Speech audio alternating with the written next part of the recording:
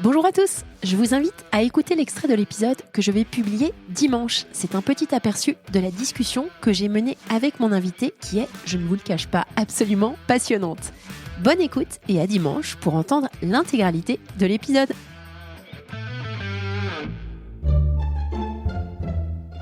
Solène Niederkorn vous propose FinScale, un éclairage sur l'innovation dans le monde de la finance, de la banque et de l'assurance. De la productisation à la création d'une marque dédiée au secteur financier. Benjamin Ducousseau, président et cofondateur d'Obendi et de Wizbee. Le premier point de nécessité, c'était la clarté dans notre positionnement, faire comprendre aux banques la proposition de valeur que ces plateformes technologiques pouvaient leur apporter. Et la deuxième, c'était vraiment notre vision, notre ambition, qui est aujourd'hui vraiment de pouvoir travailler non pas seulement pour les jeunes, mais de pouvoir être utile à tous les clients en ayant des plateformes de services extra-bancaires pour les familles, pour les pros, pour les artisans, pour les clientèles patrimoniales, pour les seniors qui ont des besoins en serviciels qui sont très très différents de la cible jeune. Et donc, comme on avait cette volonté, on s'est dit on doit changer de nom. Et donc c'est là qu'on a fait naître cette activité commerciale d'Obendi, qui incarne, je dirais aujourd'hui parfaitement ce positionnement pionnier du BN Banking, qui est une des relais de croissance principales des banques de détail aujourd'hui. Après avoir développé Wizbee en modèle B2C, Benjamin nous explique comment la start-up grenobloise a étendu son modèle en marque blanche, passant au B2B pour servir une grande partie des banques françaises. Je lui ai demandé d'intervenir spécifiquement sur FinScale pour parler du déploiement de leur nouvelle marque, Obendi. Je souhaitais que nous examinions ensemble comment cette marque a été lancée concrètement, mise en œuvre, tant d'un point de vue opérationnel et technique que marketing. Nous abordons le suivi des KPIs de leurs clients, passons en revue les intégrations réalisées pour les services seniors et jeunes et comprenons ce que le lancement d'Obendi a requis en termes d'organisation interne pour déployer ce nouveau service tout en préservant et gérant l'existant. Bonne écoute à tous!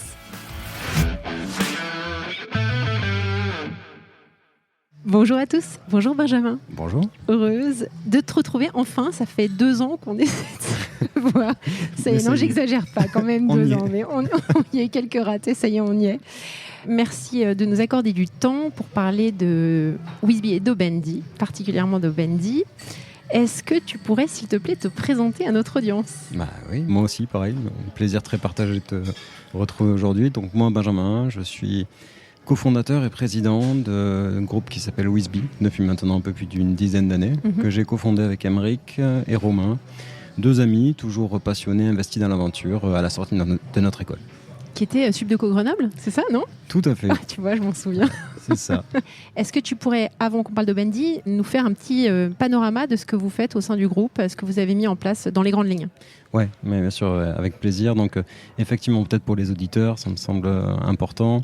Donc, les gens connaissent souvent la marque Wizbee, qui est une marque qui propose des services pour aider les jeunes, notamment autour de l'entrée dans la vie active. Mais ce que les gens ne savent pas, c'est qu'en réalité, on est un objet assez atypique qui sert tout le développement de toute l'industrie de la banque et de l'assurance. Pour ça, on a 2 activités.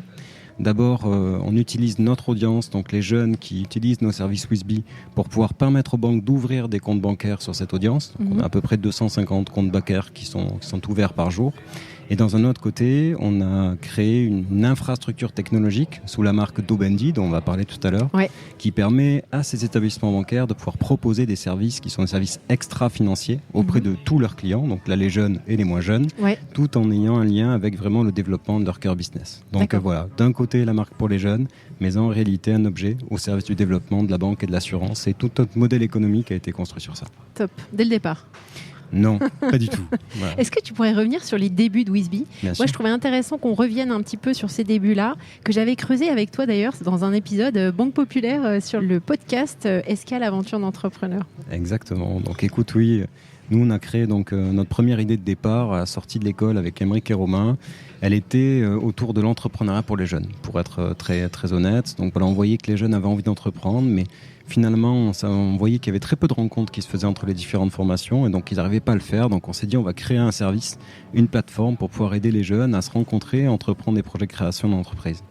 Petit à petit, on a fait évoluer notre offre en comprenant que l'entrepreneuriat chez les jeunes, c'était quand même assez limité en termes de besoins en 2010. On s'est adressé à l'emploi, qui était la problématique première chez les jeunes. Puis après l'emploi, on s'est dit la recherche des aides financières, le pouvoir d'achat des jeunes est un sujet qui est aussi important. Le permis de conduire, code de la route en est un autre. Et en fait, on a fait élargir notre offre de services pour pouvoir vraiment adresser toute la problématique de l'utilité des services pour la jeunesse, pour pouvoir les accompagner dans leur quotidien. Donc c'est autour de ça que Wizbee s'est construit, être utile aux jeunes.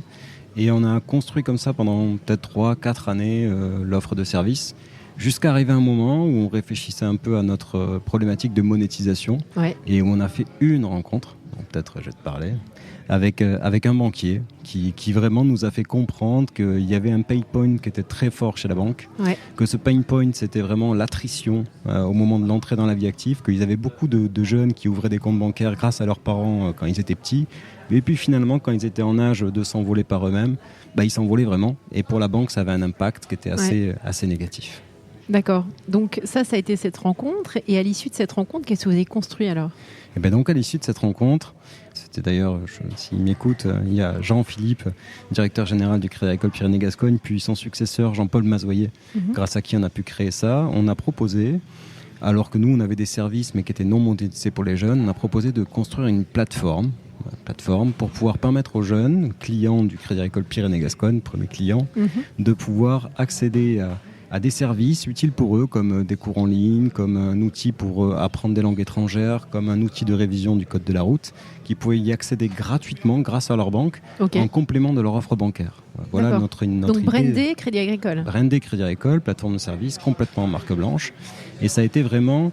C'était quelque part un peu être pionnier et les prémices de ce qu'on appelle aujourd'hui le beyond banking, qui est vraiment, ou le bank as a platform, qui est vraiment cette tendance qu'ont les banques aujourd'hui de proposer autre chose que du bancaire à leurs clients. Vous venez d'entendre un extrait de l'épisode que je vais publier dans quelques jours. Alors ne restez pas trop loin de votre plateforme de podcast pour pouvoir profiter de tout l'enregistrement.